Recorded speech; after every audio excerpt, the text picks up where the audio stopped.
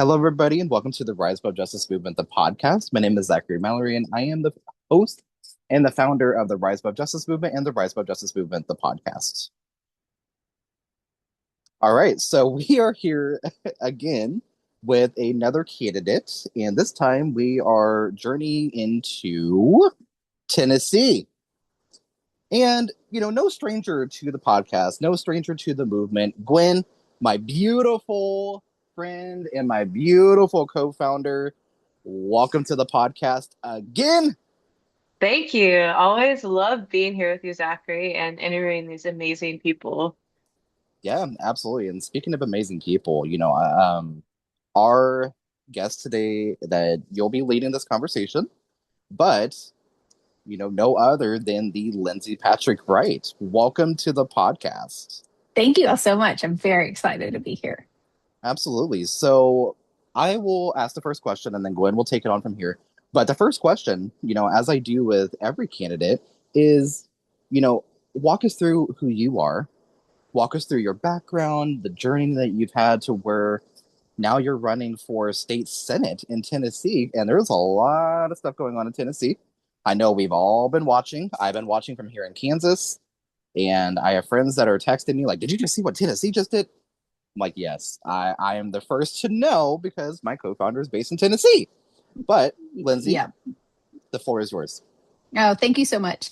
And again, thank you all for boosting all of our messages online, for keeping those progressive voices and the progressive causes front and center in our feeds. It means a lot to us, especially here in embattled Tennessee. So I have been a lifelong public librarian. Pretty much right out of college, I started working in very urban public library settings as a children's librarian, young adult librarian, and then I quickly moved into managing public libraries across Tennessee. So that, and that was 20 years of my life that I did that. And the the transition between being a librarian and being a politician is actually a pretty natural one, but really only if you truly understand what public libraries do. So, a lot of times if I'm at a party or something and I say, oh, I'm a librarian, people will say, oh, it must be so nice to read all day. Like, you have no idea. But that's kind of the point. Because like if your only interaction with public libraries is checking out books or taking your kids to story time, that's what the library exists for. And that's great. But at the same time, in that same building, we're helping someone get a job. We're helping someone navigate Section 8 housing. We're helping someone navigate a crisis. We're giving someone a warm space to be, or a cool space to be. All of those things are happening at the same time, and it isn't taking away from that person who's checking out the latest Bridgerton book or taking their kid to story time. And that person checking out the book is not taking anything away from us helping another person navigate a crisis. Like, libraries are designed to help everyone in their community without hurting anyone in their community. And that's exactly what the government should be doing. But that is not what Tennessee politics has been doing. They have been designing policies to hurt people, to directly target people. And that's what we've been seeing for the past couple of years. Now, my service to my community, my entire adult life has been through libraries, but I started realizing that specifically in 2021, when Moms for Liberty was founded, and we started seeing this rise of book banning, when you are a public employee, you can't really speak out against the things that are happening. And I have this voice that I am not afraid to use. So I stepped back from being in the public library so that I could advocate from this side of things. And that's exactly what I've been doing, raising awareness of exactly what Moms for Liberty is trying to do, which is not save our kids, it's destroying public education. And eroding the trust, the well-earned trust that we have in our public teachers and our public librarians. Again, for a very specific cause, spoiler alert, Christian nationalism. So that's when I really started stepping in and getting involved in our local politics, by speaking out at school board meetings, organizing around against book banning, obviously, and other policies that started coming after my kid. So I have a 16-year-old queer, non-binary kid, and they are safe at home. They have a loving community around them, but they were becoming the target of our state politics and our local politics. So, as a family, we decided we were going to speak because we have a lot of privilege with the way that my kid identifies, not needing medical intervention. We don't need to flee the state to get the care that they need right now. And so we stepped up as a family and started saying, "Hey, no, no, you're not going to turn us into the boogeyman. We are just this is just a kid who is wanting to live their life." So that really and that message of just wanting my kid to be able to live their life fully in the state where they were born and the only state they've ever known as home, that resonated with a lot of people. And so that's why people started listening to me online. They started listening to me and getting involved in a local capacity. So I was really able to see that I am able to bring people to the table. And that's what we need in Tennessee is we need people coming to the table, aka the voting machines, and casting their vote for someone that they trust, someone that they believe in, someone that understands the struggles, the day-to-day struggles that they're going through. And it's funny you said the thing about being a librarian. People are like, oh, it must be so nice to read books all day. My mom is a public art teacher, like public school teacher. And they'd come to her class and be like, oh, it must be so fun to make art all day. And it's the same thing, like not having any idea how much work it is. And, as someone who's loved libraries, like I used to go to the library all the time. I still have we have a library down our street here in East Nashville, which I should go to more, but Mhm. I love libraries and I've always appreciated libraries and you don't think about what goes into the libraries and what they do for the community when you're obviously younger and don't understand, but like you're just thinking about, oh, I just love going to the library. And I love that, you brought up the book bans because one of my questions for you is like what radicalized you? And you've kind of talked a little bit about all these things in your life that would probably radicalize you, but was there a certain point and maybe you could take us back to like you grew up in Arkansas, correct? Mm-hmm. So maybe I did. going back to that time and growing up and just kind of telling us like what brought you to this moment right now, starting from when you were a kid. Yeah, I'm a bit of a unicorn in that I've been a Southerner my whole life, but I was raised by Southern Democrats. Um, my family were farmers. They were all public servants. So, school teachers, letter carriers, most of them were in unions and organized labor. So, and I know that's unusual because they were also very Christian, like Southern Church of Christ. And so you don't often think of those things, but my grandpa used to say, "I'm a Democrat because I want the government out of my personal life, but I want the government to take my life personally." And so it's like I get that, and his life was farming. His life was as a rural letter carrier, and so he wanted to be able to live his life like he was so he did kind of believe in small government, but he also wanted the government to invest in his community to make it better. Gwen knows this, but there is a picture of me at age 11 at a pro-choice rally in the Northwest Arkansas Times. So like I didn't have this radicalization moment because I've been progressive. I was raised progressive and I was raised on the values of helping your neighbor, which shouldn't be radical, and yet somehow now it is. And so that's why I went into public library service, because that's what my family kind of laid out for me, is that you serve your community. What made me kind of transition into more of a organizer, advocate, politician, if you will, is understanding that the systems that have been designed to help people are now being designed to hurt people. And I can see that very clearly, that this has been an intentional movement from the far right that has turned into something that is mainstream, and that's terrifying. So, being a librarian, I know how to follow information and see how information gets twisted as it moves from source to source. And that's exactly what has happened in our world. And and so that's what made me, I have the skills to dissect information. I have the skills to translate that information into nuggets that are digestible to the masses. And again, I'm not afraid to stand up and use this big mouth that my mama and my grandma gave me. And so I don't know that there was like a certain point that radicalized me, because I don't think that the way I believe is radical at all. I believe it's the golden rule. It's what we learn in Sunday school. It's what we learn at the Sunday table, is just loving each other. And the fact that we have moved to this place where we're using our government systems to target people, it's taking us back 80 years. And that's just not okay. If I can pop in for a second, it's Yeah. one of those things like we took the country back 50 years whenever we overturned Roe v. Wade. And now we're going even further back by bringing back these Jim Crow laws and expanding on them, because Jim Crow laws never ceased existence. They just went dormant. And now you literally have them coming back, and it feels like Jim Crow on steroids. Like it literally is. And we see what happened in Tennessee. Every single Democratic representative was stripped of their committee assignments as of yesterday, 5/12/2026.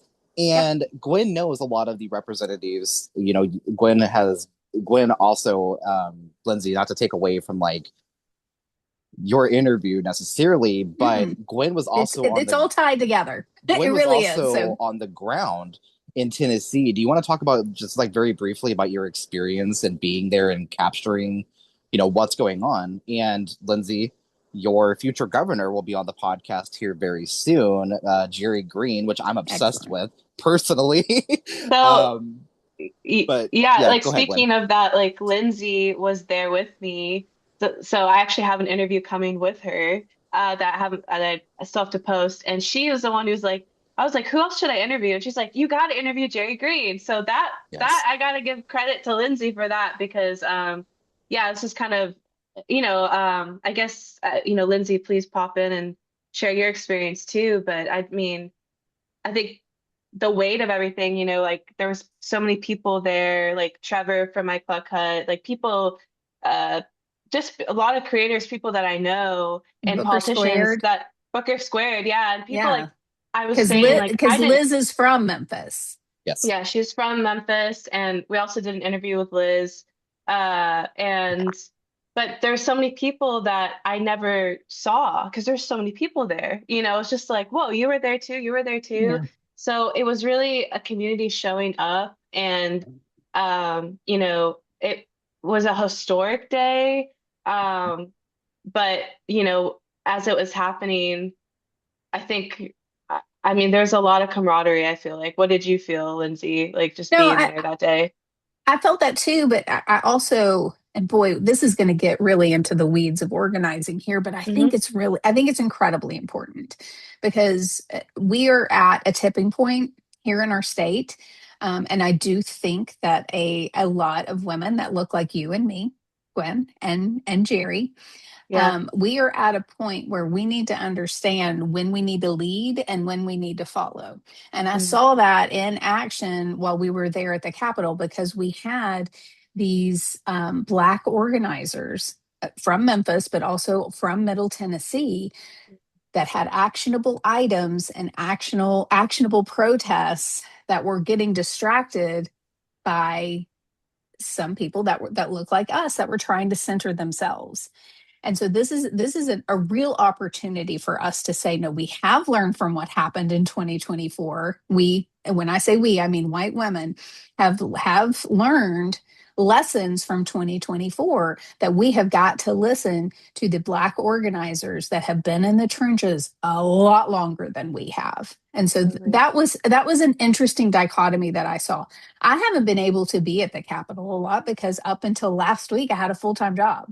And I realized if I'm going to flip the seat, I need to dedicate my full time to it. So I've quit my job to do this. And so, And you your know, your husband, is it okay if I mention your husband was the one who suggested you quit your job, correct? yeah, Yeah, absolutely. that's Like how he supportive, yeah, he is. I think that's amazing. and it was because he saw, women like me, moms, full-time employees, in this movement, we hear so often that like women can do it all, but at what cost? And so, Mhm. I was at a point where I had a full-time job, I had a full-time family, and I had a full-time campaign.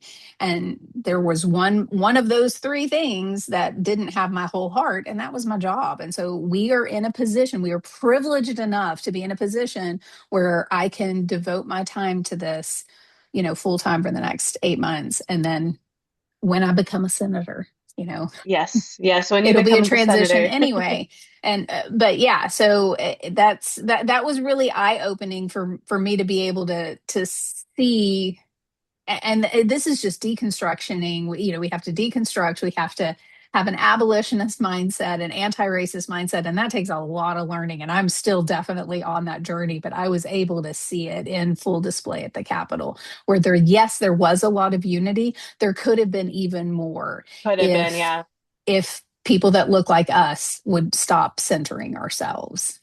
I agree. And, a lot of the interviews I wanted to get was obviously with women, which I did, but I wanted to speak to Black women and Hmm. their experience and knowing, I wanted to be respectful because of what was going on that day. And first of all, not take away from what was going on and not feel entitled to be like, hey, well, do you want to interview? Like I just kind of felt things out because as you said, Lindsay, and this is so true, you know, I understand why Black women and people of color don't trust us. And that trust has to be, I don't know if it's ever been built, in many ways. Right. And we have to listen. Like we need to literally just close our own mouths, open our minds, and listen to what they're saying. And this is the moment to do that.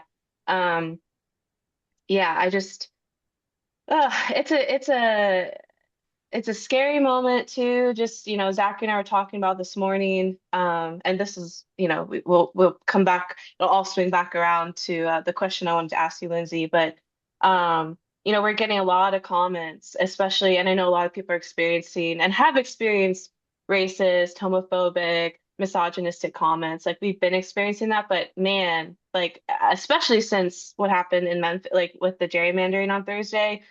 I have never had so many racist comments in my personal, you know, comment section, also the Rise Above Justice Movement comment section. I mean, Well, it's there's, it's it's because what we just experienced was government sanctioned racism. Full stop. yeah, And when the government is saying racism is okay, then that emboldens everyday people to think that their racism is okay. This racism has always been a part of our country. It has always been a part of our state, yeah, and a lot of us just didn't fully understand it. And now the curtain has been pulled back for us.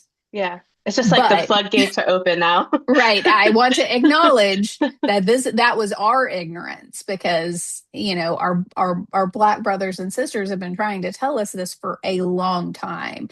And it took something so blatant as what's been happening. I mean, pretty much since 2016, but it just has been an escalation to where finally some folks are able to say, oh, okay, this country and the state is racist Yeah, and just because it's realizing, a system, not because of an intent necessarily on our part. And it's the yeah, and systems working exactly how they were designed, right? Yeah. And this country has not listened to Black women, literally, well, practically ever. I mean, yeah, that's very blatantly obvious. I mean, Claudette Colvin before Rosa Parks, yes, and then you have yes, Rosa Parks, who actually stated that she does not believe that Clarence Thomas should be on the Supreme Court.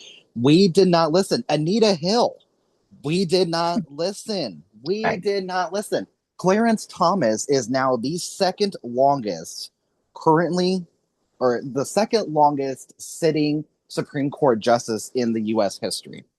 And the thing that we need to realize is the Supreme Court doesn't have guardrails. hmm We have these three branches of government, right? And this got distilled in my head.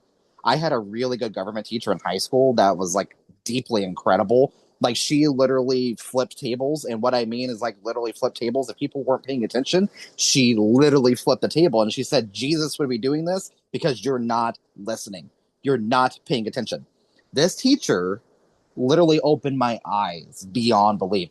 So, Mhm. Gwen, you want to know what radicalized me? Is Miss Weatherford from my high school Shout out to Miss because Weatherford. and I'm still Excellent. friends with her on Facebook to this day, and she is exactly how she was. I mean, I graduated in 2015, 11 years ago, but it just shows like how these systems have never been, they were never designed for people like you, me, and Gwen. They were not designed for us. They were designed to fuck Oh, over the I would poor and actually push working back. class. They were designed for me because I carry a lot Ooh, of privilege. there it is. Thank you for I that. mean, yeah, like, and so I would push back on that. And I'm a good deal older than both you and Gwen, and so I was able to benefit from that privilege for a really long time. It's Mhm. only been in the past couple of years that people like me are starting to be impacted by these laws. Thank I you for just that. did a yeah. And Zachary, did you want to finish your point? No, that was Oh, actually directly that. And I yeah. I take constructive feedback probably better than like literally everybody. And now I'm going to kind of frame it in a different way. See, this is a part of growth, Well, and, and We I this is mean, a learned so part of much. like, I'm not terribly arguing your point because, yeah.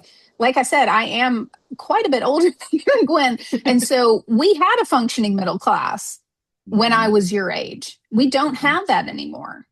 And so, Yeah. even though you all are walking through life with the privilege of, being white, there were a lot of things that honestly screwed up for you all. I watch my language there.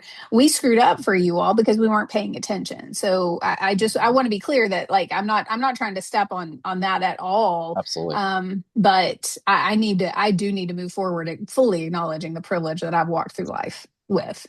And it's Yeah. important. And I mean, my parents are very progressive themselves. And, when we started talking about privilege, like my mom, because, we didn't come from like a lot of money or anything. So she'd be like, you're Hmm. not privileged, Yeah. not in a bad, she was just like, oh, you're not privileged, like thinking about it just in terms of like money. But I'm like, yeah, of course we are, in many ways. And I think also I did this podcast, the Working Girl podcast, and we were talking about how millennials specifically grew up in this world where we were fed this idea that we all have rights. And we did, like, we had these like laws in place, right, that were supposed to protect us. But then the next generation has seen those like come into the like has seen those grown up with those rights disappearing and stripped away. So it's kind of this like especially with millennials and our your generation as well, Lindsay, like we're all just like grappling with the fact that again, like Zachary said, these systems were never built for people that weren't wealthy, in Right. power, and white cisgender straight Yep. male, Yep. Yep. Yep. Yep. Christian. I'd argue Christian male too, because Yeah. that's the seems to be all the boxes. So um and I love what you talk how you talked about how your family, they were Southern Democrats and how that's kind of like being a unicorn. And I've Had It podcast. I love to listen. I don't know if you know I've Had It podcast, Lindsay, but love them. I love Jennifer Welch, and she grew up in Oklahoma. Mhm. And she talks about how Southern liberals are the toughest liberals out there. And that makes me think of you and your family because um I mean, I can't imagine some of the things that you must have experienced just, maybe being that blue dot in a sea of red, kind of. Well, but what's interesting is because I've been a Southern Democrat my whole life, I remember a time when we could get shit done. I hope I can say that on your Not podcast. like this, not Oh, like we right now. welcome it. Right. You And can Yes. so, curse all you want. yes, I have often That's been a minority voice in a room when it comes to Southern politics.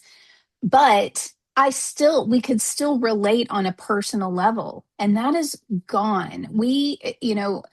Because I grew up being raised by farmers, and my brother became an organic farmer here in Middle Tennessee after being an accountant. And, I've been able, like, I understand that our farmlands are being threatened. So I have been able to connect with some of our local farmers on a really personal level here in Wilson County, and talk to them very specifically about how our unmitigated growth is completely the responsibility of our Tennessee legislators who are in the pockets of developers. Period. Like that, you can make a direct correlation to how much money they're getting from the developers to how they are allowing growth to just explode and destroy our ecosystems and just destroy our farmlands. However, at the end of the day, I am asked, what do you think about boys and girls restrooms? And They are obsessed it's with that. right. And so it's like I came into this campaign like I know how to moderate. I don't know how to be a moderate. I know how to moderate though, because I'm a woman. So that's what we have to do just to survive and thrive is we have to walk into a room, look at the threats that are in the room and figure out how to best accomplish the goal that we are trying to accomplish. So I know how to moderate. And so I'm like, no, I can tell that, I can talk to them about preserving farmland. I can talk to them about how the affordability can also be put directly into the laps of Republicans and how we can't afford life. And it's because the Republicans won't, make Tennessee a grocery, we are one of the few states that still have to pay taxes on our groceries. Yeah. And if we just cut into it and cut into the corporation's tax cuts just a little, we can get rid of our grocery tax. That would help absolutely every Tennessean. I'm like, I've got all these great talking points, but at the end of the day, they have been fed this line that the Muslims are coming for them, that the queers are coming for them. And that is all that they are locked in on. And so it's Yeah. like, I'm done. I'm done trying to say I can moderate or I've never said I'm a moderate because I'm not a moderate because what does that even mean anymore? What Yeah, I does it think, even mean anymore? So it's like, yeah. so right now I'm tired of trying to appeal to moderates and I'm not going to do it anymore. I'm certainly not appealing to diehard Republicans. What we need That's to what we do love to as a hear. Democrat Party, what we need to do is we need to find those voters that have been Yeah. left behind. So we had here in Wilson County, we had 8.8 people turn out to our local, 8.8%, sorry, of registered voters turn out for our local elections, 8.8%. So our registered voters aren't turning out for elections. So we find new voters. And I don't mean we invent them. I know the Republicans think that we're, making up voters. We're not. There are so many people like the three of us who feel like the government has nothing to offer them. So they aren't going to offer anything in return. That's the people I'm talking to. Nope, I am your mom and I am here to represent you. And so that's going to be the goal of my campaign moving forward is get out the vote, getting people registered to vote and making sure that the people who feel like they have been completely left behind by the government know that they have a fighter in me. And you can You know what? And tell I that you are. say, go ahead. Sorry. I got a I little was just heated gonna there. say one of, Sorry.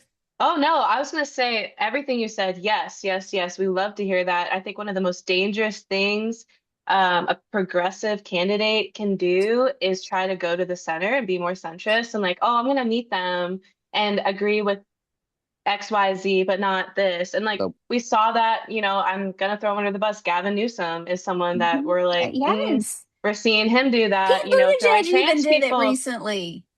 Yeah, yeah, and also they're calling out. I saw Charlene Oliver, senator. She was calling out James Tallarico, and uh, even we love Bernie Sanders, but they haven't said anything about what's happening to the Black vote here in Mhm. Tennessee. And I think that that all says something. It's like I'm not trying to say they're trying to go towards the middle, but also I'm like, why aren't y'all saying anything? She has a really good point. So Like thank you for saying that. The Yeah. Republicans threw out their playbook a long time ago and they just mhm. invented a new one and it's working like gangbusters. So it is time that the Democrat Party also throws out our playbook Yeah, because because what they're gonna because do is this appealing to the middle, it's not working. There is no middle anymore. yeah, No, right. Just no. like And there's I pretty much no middle class anymore either. So Yeah. and yeah. I say this as a democratic socialist myself. Like, Gwen knows my views like through and Hmm. through. I'm very vocal about it because I just have zero fucks to give anymore. And you're absolutely right whenever you say that there is no middle. This moderate stance in 2026 is not going to continue sticking because Mm-mm. we have all of this money that is in politics. Whenever we think about, and Gwen, if you're okay, I would like to actually ask a question to Lindsey. I want to phrase this in a Please, very please specific do. way. Whenever we think about money in politics, we think about that 2010 disastrous decision of Citizens United versus the FEC, which literally stated that, corporate PACs and PAC money and money has free speech. First of all, first of all, corporations are so out of touch whenever it comes to the needs of people on the ground, right? Whenever it comes to the needs of you, whenever it comes to the needs of Gwen and our black and brown communities, they're not the ones that are pushing back against ICE. We are. Right. They're not the ones that are pushing back against this redistricting, gerrymandering, racist bullshit that these states are continuously doing. Look what happened in Louisiana, Alabama, Tennessee, Missouri, South Carolina, even though the Supreme Court just rejected, or sorry, the Virginia. yeah, so Virginia and then South Carolina, the legislature rejected those redrawn maps. I don't know if you saw that last night, but I was really excited about that. And then Louisiana, that bill to redistrict just died in the committee last night too. I just sat down and interviewed Lindsey Garcia, who's running for Congress in the 5th District of Louisiana, and she brought that Southern heat. And whenever I Mm. say she brought that Southern heat, she brought that Southern heat because she laid it all out. But whenever we think about money in politics, it trickles down. It doesn't just go from the president down to Congress or down to the Senate, down to Congress, and then the governor and the state legislature. It goes Right. across the board. So whenever it comes to money in politics on like a local level or like a state level, what are some of those steps that we could take to recognize that money in politics is a huge issue? You're seeing it. You are seeing it. Some of these Absolutely. legislatures that are passing, or some of these legislators that are passing these bills, they don't even know what is in that bill. I didn't believe Mm-mm. that till I found out myself. And I've talked about it on this podcast. I went on like this, like they do like the advocacy days at the state capitals. I went and talked to a legislator, asked her a specific question about one of the bills that she said. She said, I can't even answer that. And I said, why? She's like, oh, I didn't read the bill. And I said, That's well, yes. Our Tennessee GOP legislators are completely in the pocket of lobbyists. Once they get into office, they are handed bills by the lobbyists, and they are given a very like this is how you're going to introduce the bill. And so they go into these committees, they come out and they're like, this is the bill, and they're able to articulate it because they have it all written out. The moment you ask them one question, it completely falls apart because they don't even know what they're presenting. And but it also here in Tennessee, because we're in a Tennessee Republican supermajority, they don't have to. Like what I've seen when watching these committee hearings is if is if someone starts pushing back, and it doesn't even have to be a Dem. Like when I'm watching these Senate hearings, some of our Republican senators will push back on their own colleagues, especially when there's a fiscal note involved. But they will push back on their own Republican colleagues and try to get better answers. But if there is something that the majority of them are in the pockets of, all it takes is that one or two senator that is in charge of the rest of the senators to say, I'll be voting in favor of this. And they will say that out loud. And then that is a signal to all of their Republican colleagues that they better follow suit. And yes, it's incredibly frustrating that our legislators are they're just mouthpieces for the lobbyists. That's it. They aren't actual legislators. They aren't actual public servants. They are just there to present what the lobbyists give them. And they have no actual thought into what they're doing to the people of Tennessee. Yeah, Now, if you are asking me for an answer to it, I mean, the answer is obviously huge, sweeping campaign finance reform that we are so far away from being able to do. So, as scrappy Dem candidates, we have to outwork them because we can't outraise them, period. We're never going to be able to outraise them. My donors are people who are giving me $3 a month.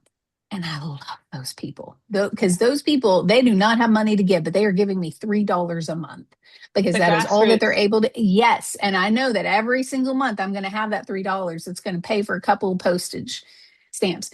The point being is that, we were able to see in our special election between Afton Bain and Matt Van Epps, he had millions and millions and millions of dollars that he outraised over Afton Bain. And she was able to close a 14-point gap with the money that she raised because we outworked them and we forced them to spend more of their money. So that's our game plan is we are outworking them. We are outworking them, boots on the ground, getting our message out and registering voters to to work against some of this voter apathy that we've been seeing. But ultimately, sweeping campaign finance reform. Yeah. I mean, that was going to be one of my questions too, is like, what can we do? Because Tennessee, I think, is 49th or maybe 50th in voter turnout, and that is why we are a, as the House Speaker says, Tennessee Cameron Sexton says, we're partisan. No, we just are like a low, we don't show up and vote in our Right. state. And why do you think that is? Do you think it's because of just the apathy? Is it because people in rural areas don't have access to voting, polling places? Like what? What do you think, I Lindsay? I mean, I think because I do have a couple of friends in my life that aren't even registered to vote. Now we're rectifying that, but a lot of times it's people like me who the government really hasn't infringed upon them in any meaningful way up until this point. So I think that we've got that bucket of people that it's like, everything's working out. I mean, I hate Donald Trump, but I mean, my life really didn't change that much. So we've got that bucket of people, but then we have a much larger bucket of people that they don't have the time to vote. They don't have the information to vote. They don't have the transportation to vote. Mhm. And so they are just trying to feed their kids, pay their medical bills, work their three jobs that they have to work. So as the Tennessee legislature works to make it more and more difficult to be connected to your government by, gerrymandering us in a way that your US congressional person could be 2 hours away from you.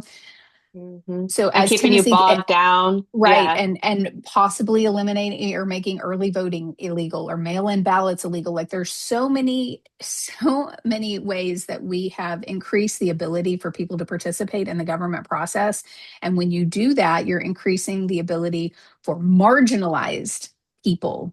And marginalized people are going to vote more progressive. So that is why Tennessee Republicans have been working so hard. What I just keep saying to everyone is if what we were doing, if this work that we were doing, this grit that we were doing wasn't working, then they wouldn't be cheating. They wouldn't be going in there and, trying to silence our voices if our voices weren't doing something. So we Yeah. just have to, instead of being quiet, we have to be louder.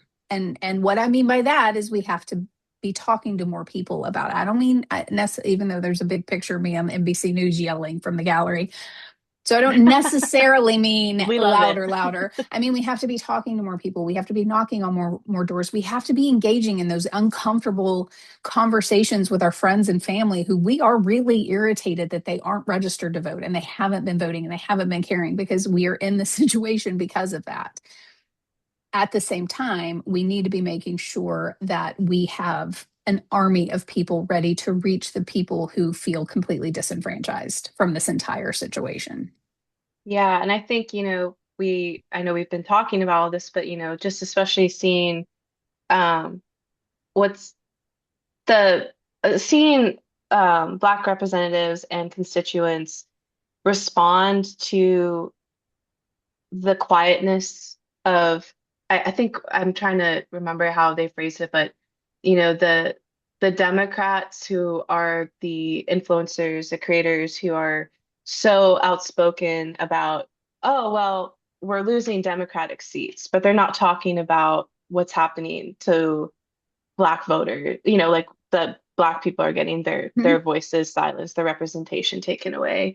Um, I think that in a lot of ways, like the communities, marginalized communities are like, we're out of here. Like, especially after the 2024 election, right? They're like, we're sitting this one out, we're not going to partake. But now, I see like now it's like, okay, we have to do something, but they can't do it alone. So it's like, They can't. And if they are willing to jump back into this fight, yeah, this is circling all the way back to what we first talked about. We yeah, listen. We shut our mouths and we listen and we say, what's the plan? What do you need me to use my privileged ass voice to do in this fight for all of us? Not for you, but for all of us.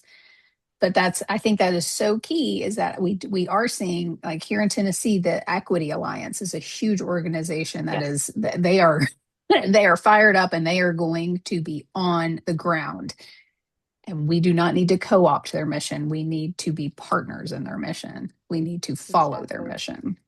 Exactly. And I think that kind of brings me to another question. Is there anything in your life, when it comes to all these issues that unfortunately shouldn't be political, but have been made political, where you thought one way, but then where something happened and you had to think a different way and educate yourself? Is there anything that comes Oh, to so many. mind? And Okay. Yeah, me it's too. often, yeah, it's often around, trying to understand communities that I am not a part of.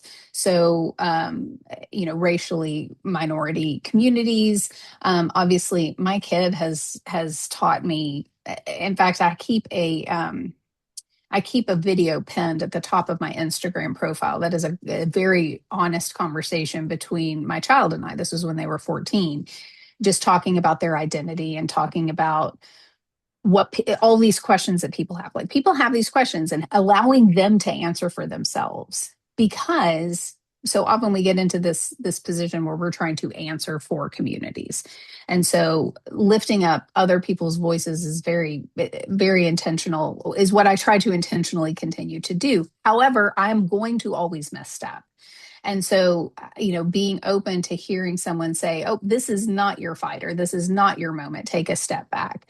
Um, and what I always say is that is a gift that someone is giving me when they check me, because it means that they believe I am capable of listening and changing. If otherwise, they wouldn't be telling me this information. They would just write me off. So the fact Hmm. that they are having a conversation with me, they're like, "Oh, you need to kind of take a step back." When I was, the manager of the children's department of the Nashville Public Library, during 2016, we had a large influx of people, on both sides, worried about the information that was in the books. So, on some hands, we would have people like, "Why don't you have more Rush Limbaugh children's books or whatever?" Weird name that I Yes, just pulled out of children's books. nowhere. He does. He does. Unfortunately. But Oh that's the God. point. When someone comes into the library and says, "I want the latest Rush Limbaugh children's book," I walk my happy ass over to the shelf and I give it to them, because Yeah. we serve everyone like the government should. Yeah. But anyway, we did also have people coming to us with books like The Adventures of Tintin, the graphic novel that's been around forever and ever. It has a ton of racist shit in it, Does it saying really? like, I "Oh haven't read in yeah, so yeah, yeah, long. yeah," saying like, "Ugh, are we okay with this?" And it's like, so, we took on a big project because we don't want to censor, we don't want to ban books. But at the same time, this culturally significant graphic novel that a lot of people grew up loving and want to share with their kids has some issues. So instead of like, "We're going to pull these from the shelves," which was my first instinct, I'm like, "No, I don't want a Black kid harmed by reading this. Let's get this off the shelf. It's no longer relevant." Instead, we created an entire program around it that helped parents who wanted to continue to share this with their kids also have very open conversations with them. So, one Mm. of the things that I did, when this was, quite a few years ago, but Pip and I read Little House on the Prairie together, which is also incredibly problematic and racist. And so we would, I would be reading it aloud, and then I'd close the book and I'm like, "Stop some of the stuff we just read from an abolitionist point of view." And my kid was completely open to it and open to having those conversations. But yeah, my first impulse was like, "Get him out of here, get him out of here." And it's like, no, that's that we can't throw the baby out with the bathwater. Yeah. And so, yeah, there have been, and it was Black women who educated me and sat me down and Mm. trusted me enough to lead this project. And they're like, because of course then I was like, "Well, you all need to be leading it." And they're like, "Nope, we need someone who looks like you leading this, because Mm. most of the people who work in this library system and are part of this community look like you." So that, just opening my ears and listening, and again, seeing them as a gift, because when you get criticism, your chest gets kind of tight, right? And you feel like, "Oh God, I've messed up. How can I fix this? How can I fix this?" And it's like, just really cognizantly saying, this is a gift that they are giving me. Keep your ears open and push all of that other stuff down. You can deal with that later and listen to what they're saying. Yeah, and I love that answer. Um, and it's been making me think about all these different things. I mean, I know even Disney, they have a lot of problematic movies, but Mhm. Pocahontas, etc. So many. But instead of taking those movies down, they have even, I think before Aladdin too, they have this is, we understand a lot of this is problematic, it's wrong, but we want it to like keep it up as, again, to learn and it's part of history and all this stuff. And I was just like, okay, I do like that approach because like you, Lindsay, I would be like, this is a book about, promoting Nazism or whatever. Like, like it's like you don't want to fully ban it because you want people to We learn from the can't history, we but we can't have we to can't ignore our history. we Yeah. have to educate ourselves about our history, which is something our country has never done, really. Like we've never dealt with the fact our country's been built on colonization and genocide. Right. Slavery was a genocide too, and we've never dealt with that. And given, I'm for reparations to people that, like these Excuse me. communities. I just think that we've never dealt with it, and until we do, we can never fully move on. Um, uh, and move towards progress, and so yeah, that makes me think about a lot of things too. If I can jump in for a Yeah, second. yeah, of course. So there's two things. I know we're coming up on time here in just a few minutes, but there's a couple things that I just wanted to kind of like pinpoint and put on like everybody's radar. So it's not very often that, and this is actually kind of coincidental that we're talking about Tennessee, but the ACLU, well, hold on, let me get a backstory on this. So the Donald Trump administration created the quote unquote the Memphis Task Force, and it's not doing what they stated it was doing. It is deeply horrific. It is horrifying, but it's not very often that we get an update, a live update, while recording a podcast episode. But the ACLU just posted roughly 30 minutes ago that breaking, we're suing federal agencies and the Tennessee Highway Patrol on behalf of people who have faced arrest, intimidation, and surveillance for filming the immigration and law enforcement activities of the Memphis Safe Task Force. The First Amendment protects our right to record. Not very often do we get like a live update literally while we're recording an episode. I Hmm. figured this is a perfect moment to bring that up. Second of all, we were talking about like class struggle. We were talking about Black leaders. We were talking about that. One thing that I brought up yesterday is about the Poor People's Campaign. So the Poor People's Campaign was founded on Mother's Day in 1968, just a couple weeks after the assassination of Dr. Martin Luther King Jr. And it was organized by MLK Jr. and the Southern Christian Leadership Conference, or SCLC, and carried out the leadership of Ralph Abernathy in the wake of King's assassination on April 4th of 1968, which we know also took place in Memphis, Tennessee. So there is there we're seeing history like repeat itself, right? And we're seeing it, and we're continuing to fail marginalized communities, specifically our Black and Brown and our immigrant neighbors. We're seeing a lot of this that continues to just it just bubbles up over time, right? And I just wanted to throw that out there, while we're talking about the class struggle, we still have not learned. That was 58 years ago. Yeah. 58 years ago, like we still haven't learned. And it's one of those But things. here's what I also think is really important though, that like the situation in Minneapolis, those of us who were following along, we were aware. But the zeitgeist, the nation really didn't get involved until two white people were killed. Exactly. And so Exactly. here we have the ACLU stepping in, as they absolutely should, but it is almost in defense of the Mhm. helpers and not no, I mean, I love the ACLU. I'm not at all criticizing them. I just think that It's okay if you we're are. well, I just think that like I Mhm. think it's very important that we recognize that the nation doesn't start paying attention until white people are being Yeah, the money uh, doesn't flow in to be able to sue and all this stuff until, yeah, yeah. exactly. And Yeah. so as Mhm. I myself am a verifier for Music City Migro Watch, which is Yes. our local immigration, kind of watchdog. Like we're out there, we go out and try to film and do all of that stuff. And so I appreciate the fact that the ACLU is stepping in to ensure that we are still able to help. But at the same time, it's like, okay, again, it is when white people's freedoms are on the line. Yep. Yeah. That's And that's when we start getting all of the attention. And yeah. we saw And the attacks against the person that filmed, the George Floyd murder.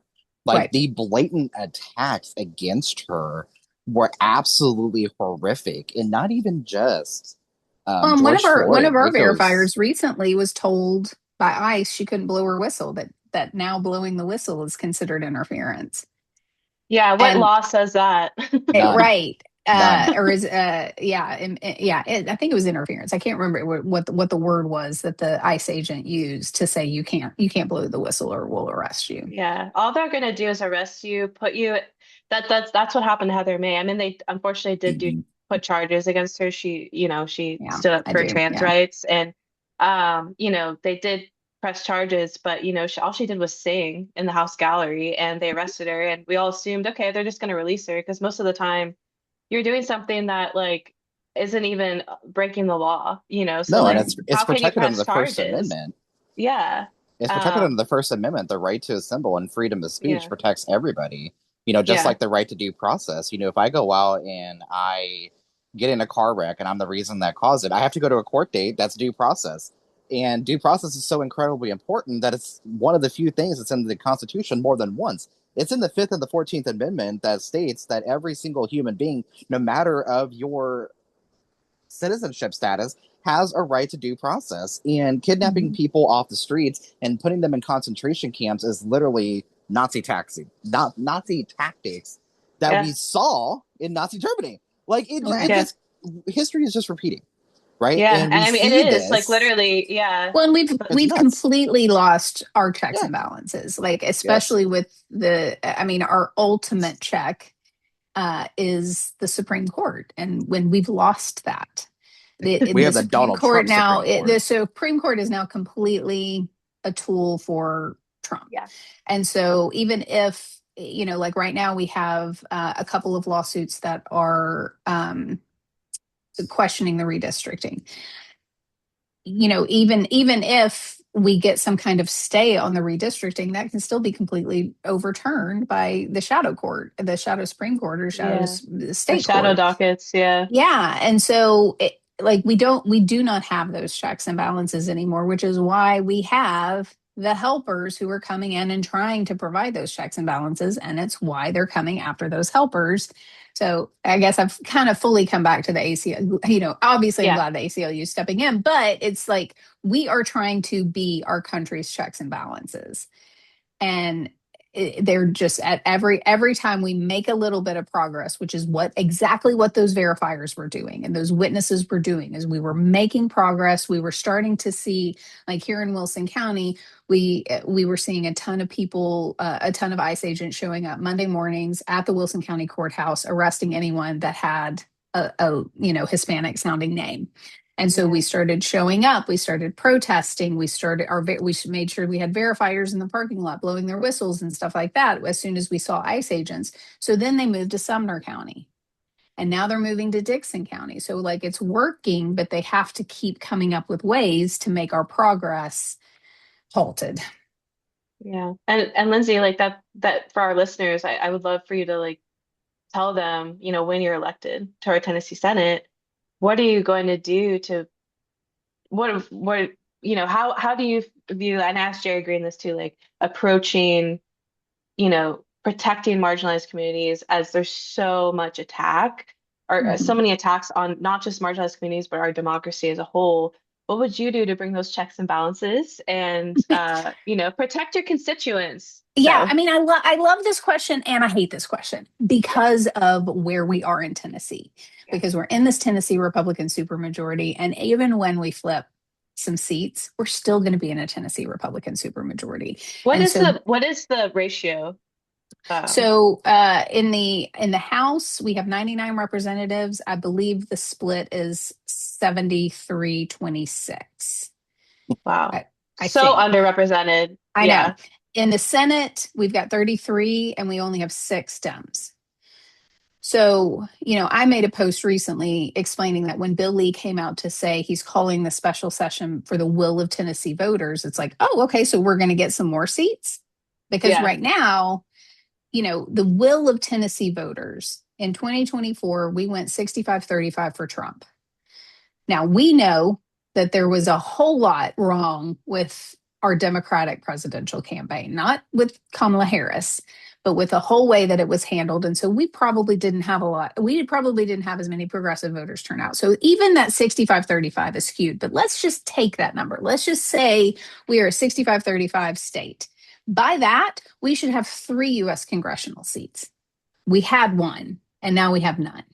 We should have 65 Republican senator or 65 Republican representatives, 35 Democratic representatives. So we already aren't reflective of the will of Tennessee voters. So that's just complete bullshit, first of all. Yeah. So, it's what I want to say. I want to say is I'm going to be about affordability. I'm going to get our focus on our infrastructure so that I can get from Mount Juliet to Nashville in less than an hour. I want to say all of those things, but right now it is harm reduction. We need another vote Mm, in the Senate because in the Senate, that is where we are seeing some of these harmful bills. If we are able to see some of them die, they're dying in the committee Senate hearings. And so, and it is by using our actual laws that are in place and saying, wait, you are trying, for example, we had a piece of legislation that was banning pride, any display of yes. pride, not just a pride festival, like a pride flag couldn't be displayed in a public place. And it was so broadly and poorly written that we did have a Democratic senator that was like, what are we doing here? That's saying that Hmm. if I walk into a public park and I've got a pride sticker on my coffee mug, I can get arrested. And so, just really breaking it down and saying how many other laws we are infringing upon by this piece of legislation. So, just having that one more dissenting vote can make a difference. Like a lot of people think that it can't, but it actually can.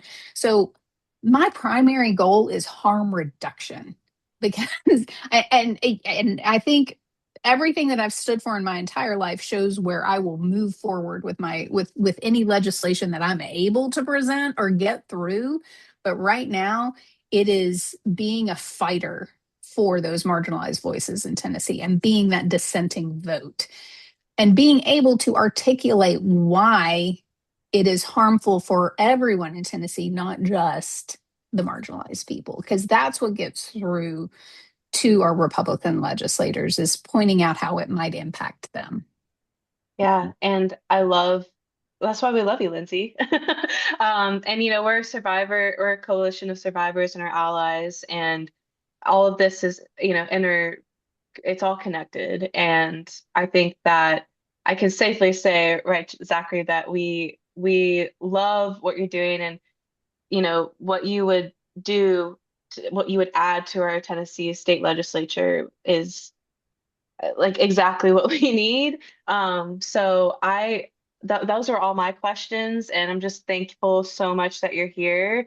And again, because we have survivors listening, it's just like I think you're exactly who we would need to fight for us and fight for all Tennesseans. Absolutely. That's what I want to do. I grew up on love thy neighbor. And I believe that the government should exist to help people, not to hurt people.